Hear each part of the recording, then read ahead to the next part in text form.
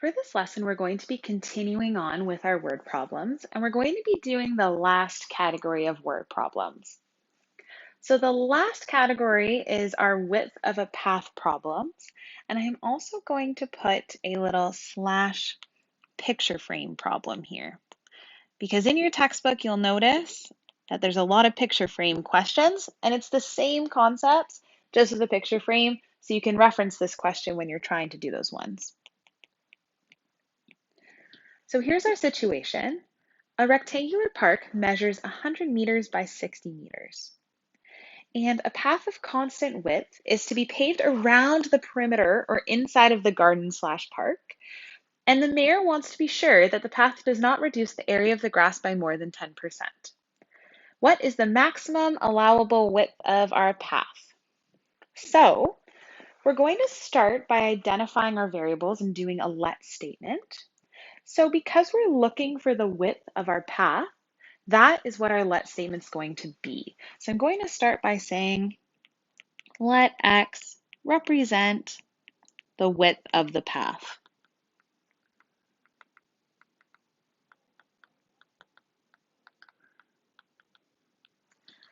Next, I'm going to be drawing a diagram to represent the situation. And the diagram for this is probably the most complex part of the entire question. So bear with me as we go through it because I want to go through it nice and slow so that you can see everything that I'm doing. So the first thing I'm going to do is I'm going to start by drawing our park. So our park measures 100 meters by 60 meters. So our park is going to look something like this. There's our park, and our park is 100 meters by 60 meters. Next, I'm going to draw our path. So within the park, but around the edges, we're drawing a path. So there's part of it here. And what we're told in the question is that this little path I drew is the same width all the way around. So there's a width of our path, and that will be x, because that's what we said will represent the width of our path. So over here is also x, same with this width, and this one. You'll see in a moment why I'm drawing this so much. I just think it's easier for later. It's also the width of our path this way too, right? Because everywhere our width should be the exact same. So there's our little path. So this pink area here is going to be our pathway all the way around. And then the inside of it is the part of the park or garden that is left. And what we've been told by the mayor is that that area cannot be less than 90% of the original. What they say in the question is that it can't decrease by more than 10%, which in other words means that it has to be 90% of the total area. So let's figure out what that area on the inside should be. So we need 90% of the original area.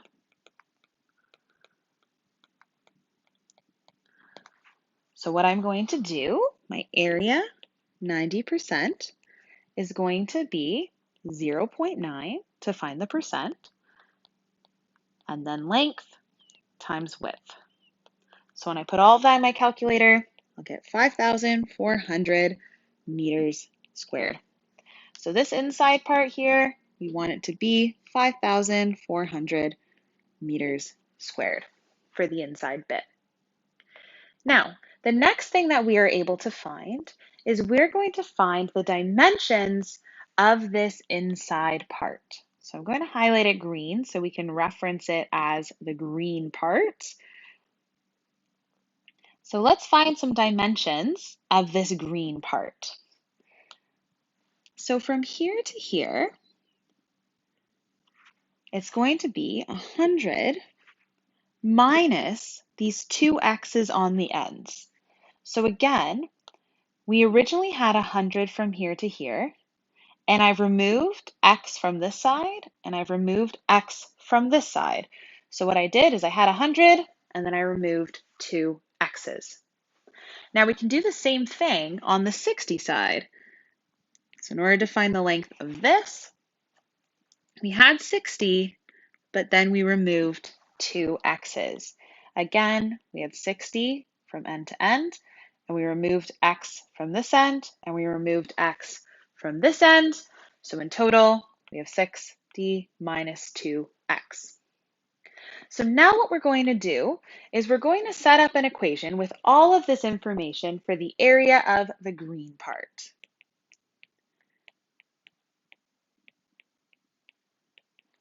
And my area of the green part is just going to be the length of the green part multiplied by the width of the green part.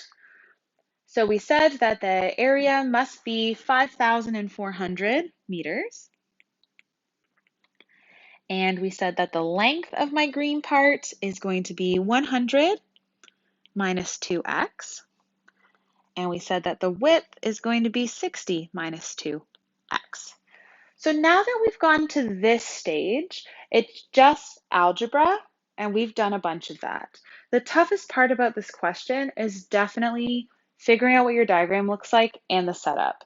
But once you practice it a bunch, there's a lot of consistency in how you set these up. So let's go through and solve this now. I'm going to start by multiplying out my brackets. So I will have 6,000 minus 200x minus 120x plus 4. I just accidentally forgot the 0 on my 6,000 there. That would make a huge difference. And now I'm just going to rearrange it, and I'm also going to bring that 5,400 over to the other side. So 0 equals 4x squared minus 200x minus 120x plus 6,000 minus 5,400. And it's all equal to 0, so that's the first part we wanted. But the next thing we have to do is collect some like terms to simplify this as much as possible. So we'll have 0 equals 4x squared minus 320x plus 600. And now our next step is to solve for x.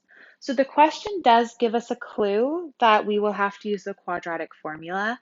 So because it says that it wants it rounded to the nearest tenth of a meter, it's telling us that this is not going to factor nicely. So we need to use our quadratic formula. So let's go through and do that. We'll start by identifying our a, our b, and our c, and then we just plug it all in. So our x is equal to negative b plus or minus the square root of b squared minus 4ac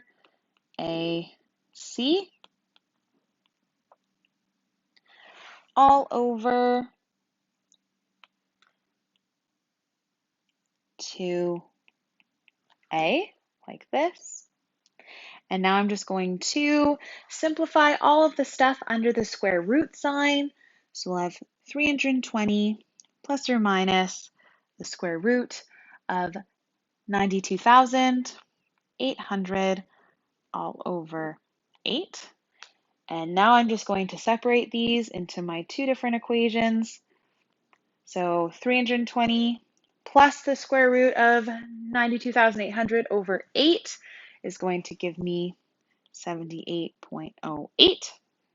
And then 320 minus the square root of 92,800 all over 8 is going to give me 1.92.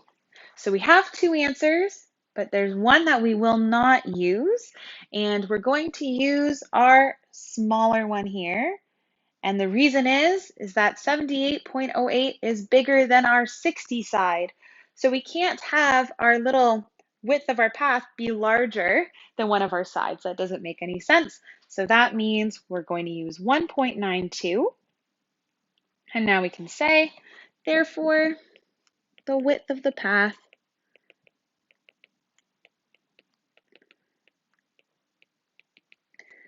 is 1.92 meters. Okay, let's try another one here.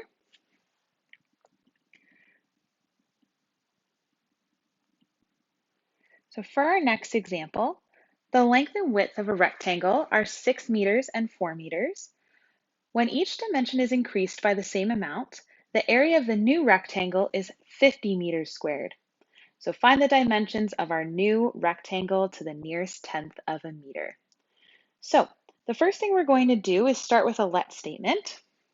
So each dimension is increased by the same amount. So that amount is what we're really trying to look for in order to find these new dimensions. So that's going to be our let statement.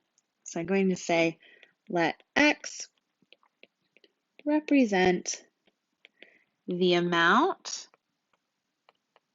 each side is increased by.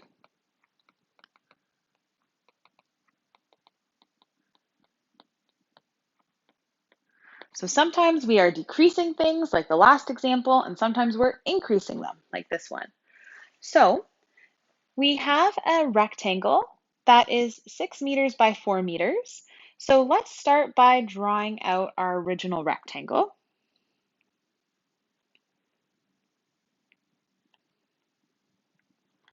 The original rectangle is 6 meters by 4 meters. And then I'm going to increase each side by the same amount. So I'm going to increase this side by our mystery amount, and I'm going to increase this side by our mystery amount, and then I'm just going to connect it all into our rectangle. I've accidentally made it look a little bit like a square, but it's definitely not a square. Okay, so now we have our new dimensions. So let's write those out. So this dimension here, all the way across, we have our original 4 meters plus the x that we don't know what it is. And then this dimension here is our original 6 meters plus the x that we don't know what it is. So now let's start building our equation. So we know that the area of our new rectangle is 50 meters squared. And that would be equal to the length of our new rectangle times the width of our new rectangle. And now all I'm going to do is just solve for x. So we'll start by multiplying out these brackets.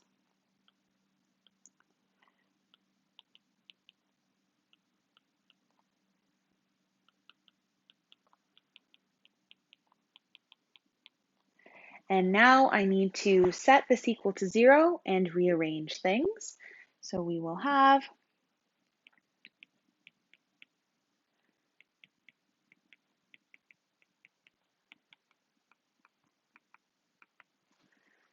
minus 50.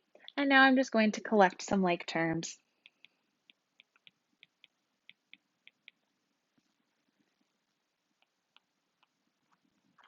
All right, so the next thing we're going to do is solve for x. And because it's telling us to round, it's telling us it's going to be quadratic formula time. So let's identify our a, our b, and our c, and fill this into the quadratic formula. Negative b plus or minus the square root of b squared minus 4ac all over 2a. And we'll simplify everything underneath that square root. So that will give me negative 10 plus or minus the square root of 204 all over 2. And now I'm going to break that up.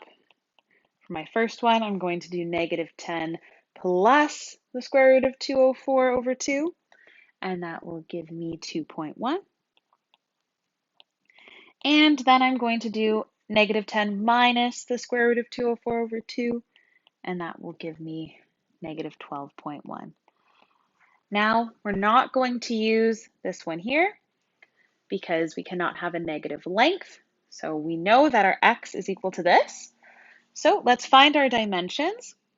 So our length was 6 plus x. So now we have 6 plus 2.1, so we'll have 8.1. And our width was 4 plus x. So we'll have 4 plus 2.1, and that will give us 6.1. So that means that therefore the new dimensions